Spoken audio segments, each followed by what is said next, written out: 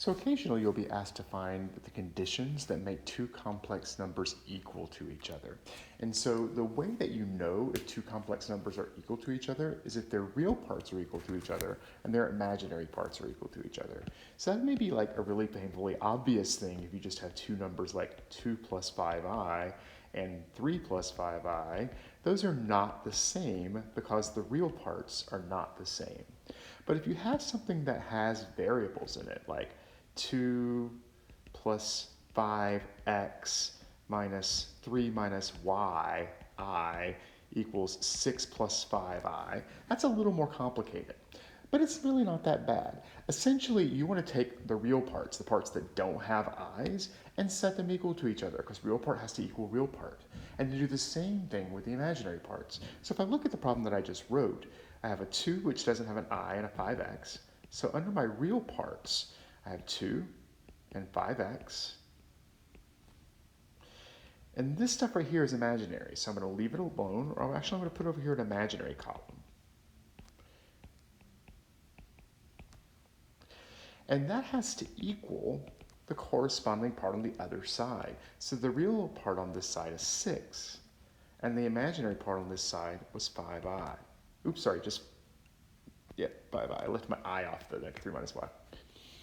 All right, so then I can look at this and solve each of these equations. So here over here, I get 5x equals 4 because I can subtract 2 from both sides, and then divide by 5. So x would have to be 4/5 for those real parts to be equal to each other. And then with the imaginary part, these i's, I can divide both sides by I. And I can either distribute the -1 or divide by -1. I'll choose to divide. Subtract 3 from both sides, and then divide by -1. So for these two numbers to be equal, my x would have to be 4/5, and my y would have to be 8. So I'm going to write another problem. And I'd like you to find the conditions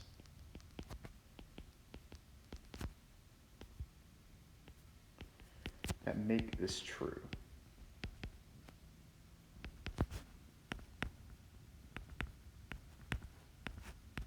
Now, I'd like you to pause the video and try it, and then unpause the video, and we'll see how it goes. Okay, so I'm going to start with my real parts. I've got a 3. There's no I there. A minus 4x, again, no I. This is imaginary, this is imaginary. That equals 2 plus x, and the rest of it's all imaginary. So in my imaginary parts,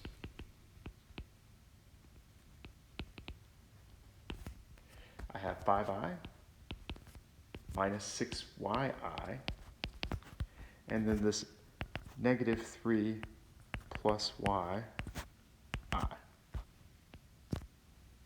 Now, I've got an equation I can solve on the left-hand side, the real part. So that's going to be 5x equals 1. So x would have to be 1/5. And on the imaginary side, I divide everything by I.